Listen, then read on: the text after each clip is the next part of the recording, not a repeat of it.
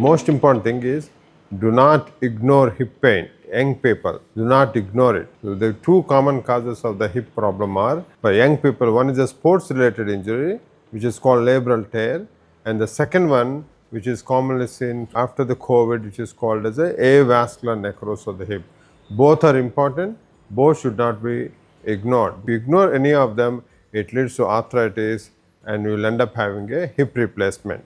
How do we diagnose the labral tear? Labral tear is because of extreme physical activity, like you're doing a stop-start game like a badminton or volleyball, or where you have to stop and keep changing your direction. That's when the hip, the ball, the socket has what's called as labrum, which holds the ball, that is actually damaged. That gradually leads to arthritic changes. So how do we diagnose this problem?